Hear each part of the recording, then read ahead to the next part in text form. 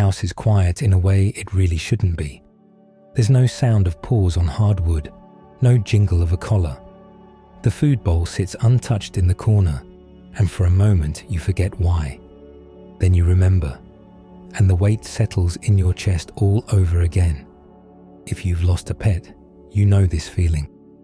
The world expects you to move on quickly. After all, it was just an animal, right? But you can't shake it. The grief lingers in ways that surprise you. It shows up when you reach for the leash that isn't there, when you listen for a bark that will never come, when you wake up and remember you don't need to let anyone outside. This isn't weakness. This is something much deeper. And today, we're going to explore why losing a pet can hurt just as much as losing a human loved one. Maybe even more in some ways, because the bond you shared with that creature was unlike any other relationship in your life. Society has a name for what you're experiencing.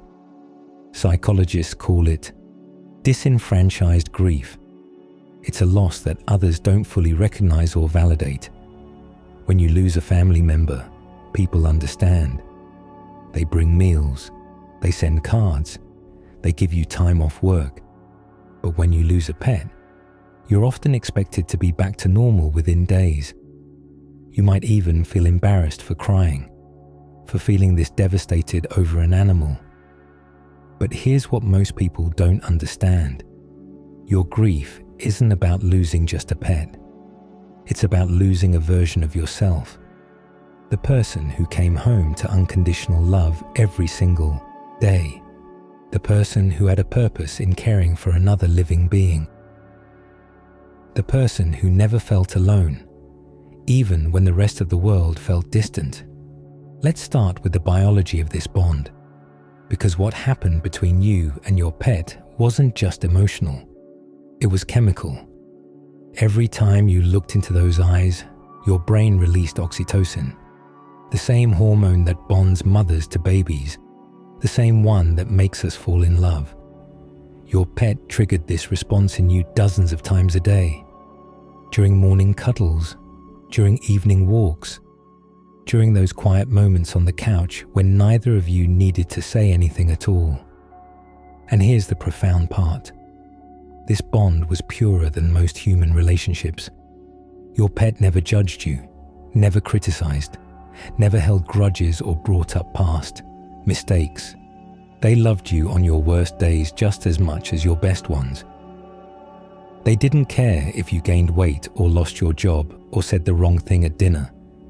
They cared that you were there, that you were you. Think about your human relationships for a moment. Even the closest ones come with complexity, with expectations and disappointments, with the weight of history and the fear of future conflict. But your pet existed outside of all that. They were a refuge from the complicated world, a space where you could just be. No wonder the loss feels so enormous. You didn't just lose companionship, you lost your safest relationship. The one place where you never had to perform or pretend or protect yourself. Now let's talk about routine, because this is where grief becomes physical. Your days were built around your pet's needs. Morning feedings, afternoon walks, evening playtime. These weren't just tasks. They were the structure that held your life together. They got you out of bed on hard mornings. They got you outside when you would have stayed in. They gave you purpose on days when everything else felt meaningless. Consider the case profile of someone we'll call Michael. Every morning at 6:30, he walked his dog through the neighborhood park. Rain or shine, sick or healthy. This walk became meditation, therapy, exercise, social connection when he met other dog owners. It was the best part of his day. Then one morning, there was no walk, no reason to put on his shoes, no reason to leave the house. The grief wasn't just about missing his dog. It was about the sudden collapse of his entire daily structure. This is why pet loss can feel more disruptive than some human losses. Your pet was woven into every corner of your routine. You didn't just see them at family dinners or phone calls. You saw them constantly. They were there when you woke up, there when you came home, there when you went to sleep. Their presence filled your home, and now that presence is gone. The absence is everywhere. Your body remembers them too. Your arms remember the weight of holding them. Your legs remember the rhythm of walking beside them. Your ears are tuned to sounds that will never come again. The click of nails on tile, the jingle of tags, the particular breathing pattern they had when they slept near you. These sensory memories are hardwired into your nervous system. And when they're suddenly absent, your body goes looking for them. There's also the matter of touch. Humans need physical contact.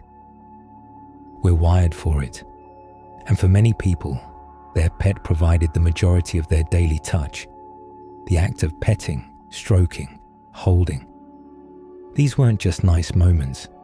They were regulating your nervous system, lowering your cortisol, providing comfort that went beyond the emotional into the biological. When that's suddenly gone, you can feel untethered, anxious in ways you can't quite name, because your body is missing something it came to depend on.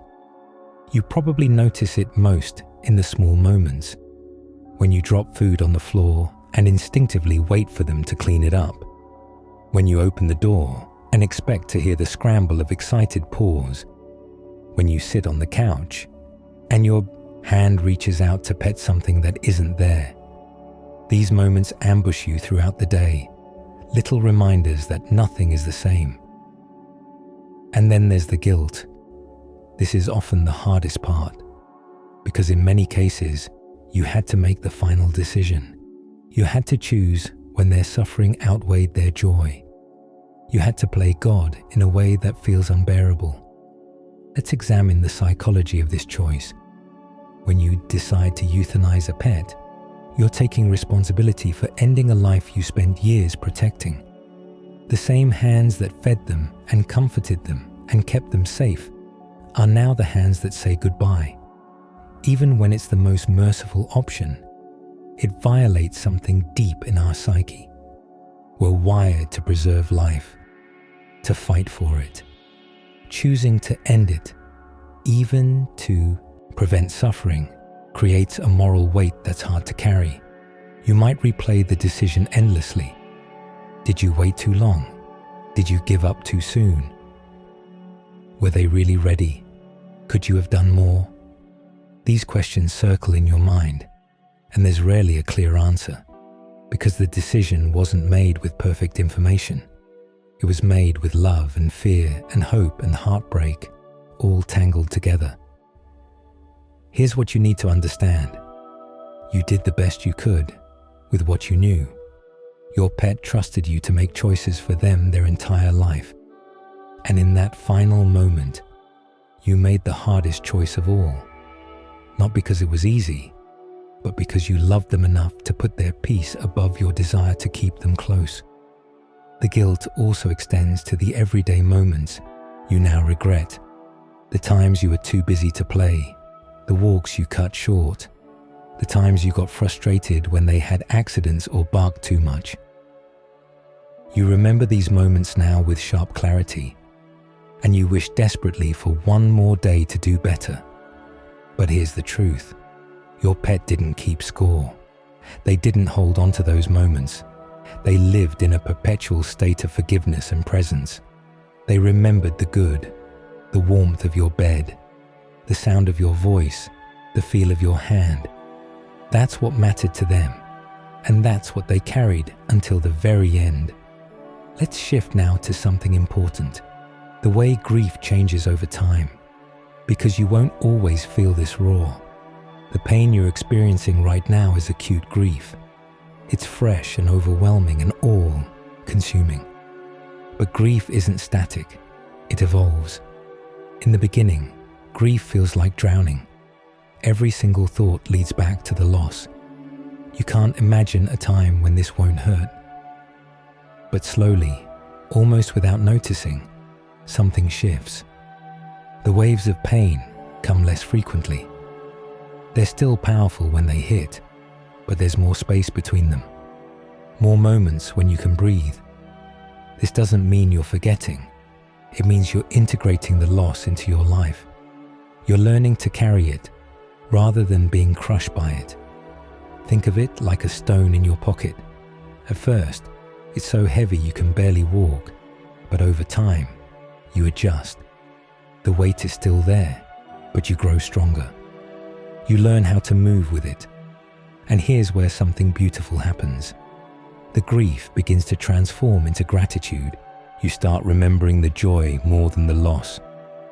The way they tilted their head when you talked to them. The ridiculous things they did that made you laugh. The comfort of their presence during your hardest times. These memories don't hurt the way they used to.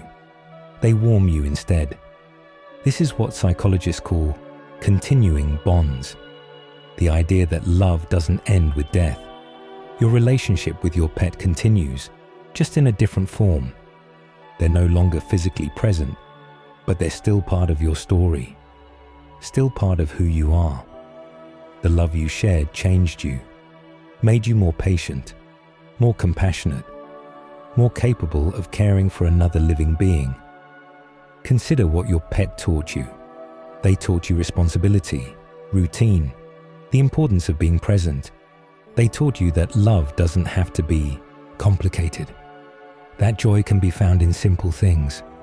A walk in the park, a belly rub, a sunny spot on the floor.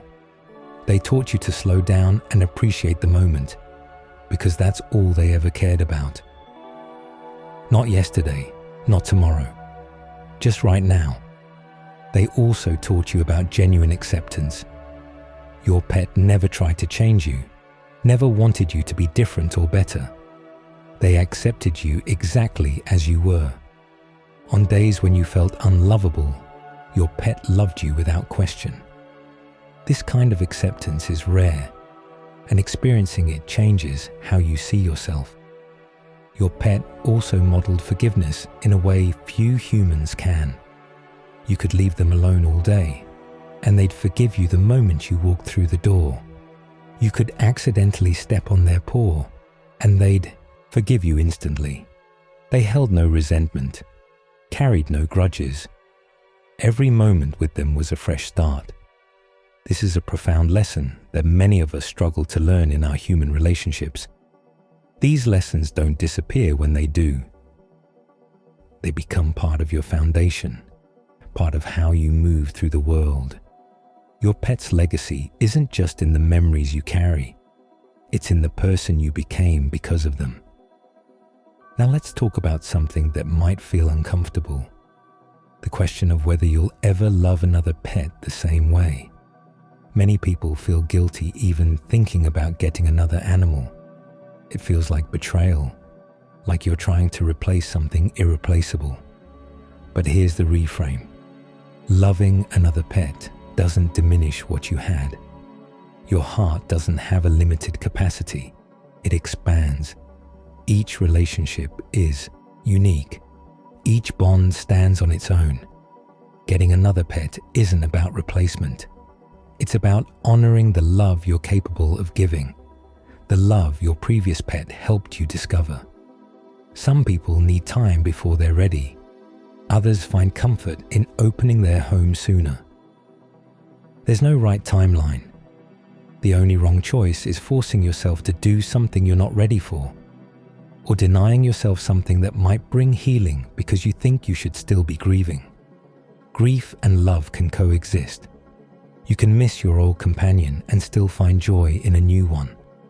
You can honor the past while embracing the future. Your lost pet wouldn't want you to close your heart forever.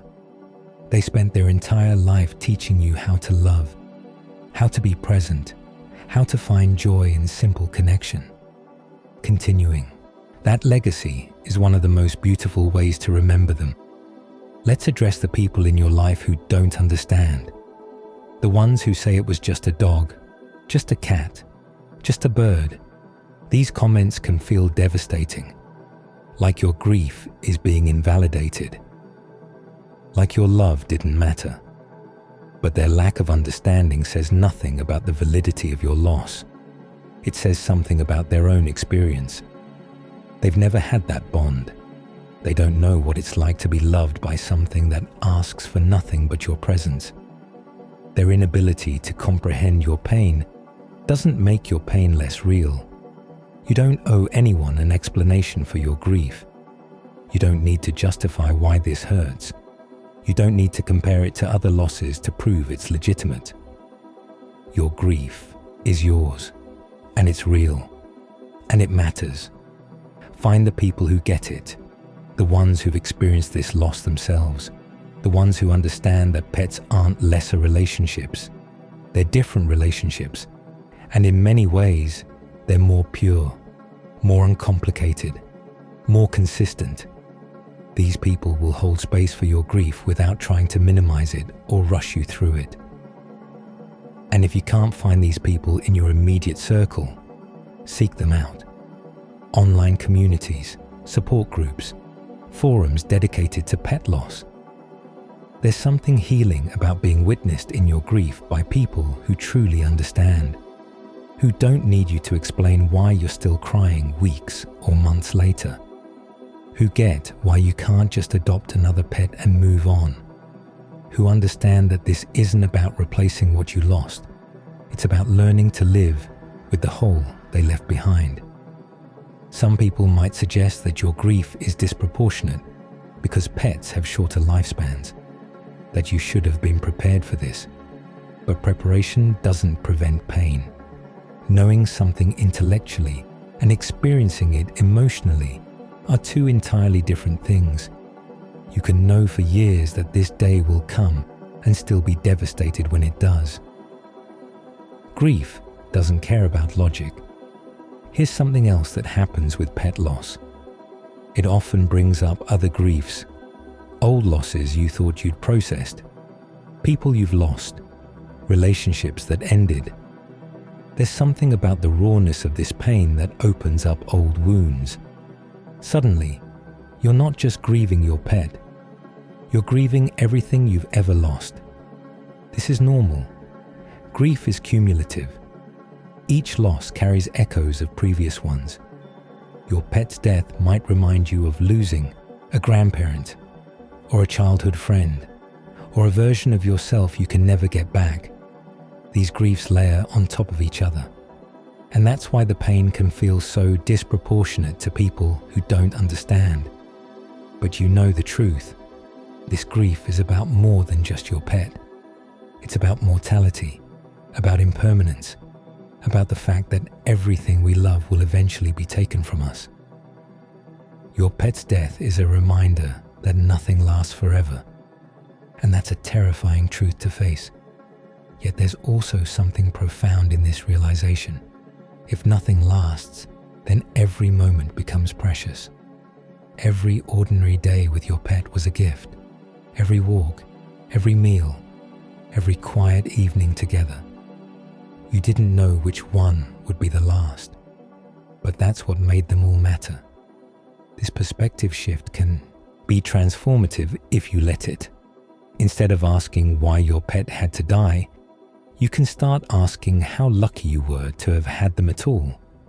Instead of focusing on the years you didn't get, you can honor the years you did. Instead of dwelling on the end, you can celebrate the journey.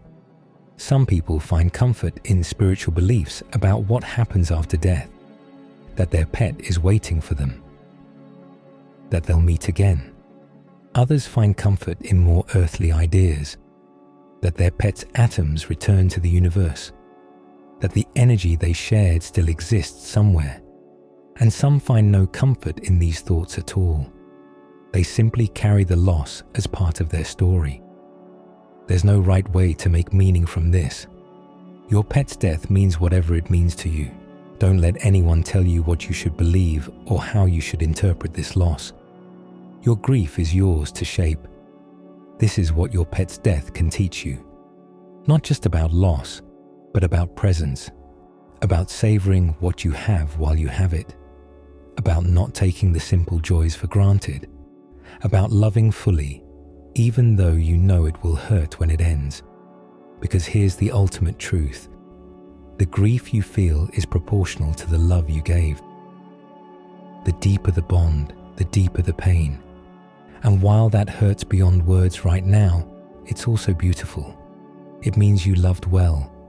You opened your heart completely. You let another being matter to you in a way that made you vulnerable. Not everyone has that courage. Many people protect themselves from this kind of pain by keeping their distance, by not getting too attached, by holding back. But you didn't do that. You loved fully. And yes, you're paying the price now. But you also experienced something many people never will. A relationship of pure, uncomplicated love. So where do you go from here? How do you move forward when everything feels heavy? First, give yourself permission to grieve however you need to. If you need to cry, cry. If you need to talk about your pet constantly, do it. If you need to look at photos or sleep with their collar or leave their bowl out for a while, that's okay. Grief doesn't follow rules. It doesn't have a timeline. It doesn't care about what's convenient or socially acceptable. Second, create a ritual. Something to honor your pet's life and mark their passing. This could be a memorial service, planting a tree, creating a photo album, writing a letter. Rituals help our brains process loss.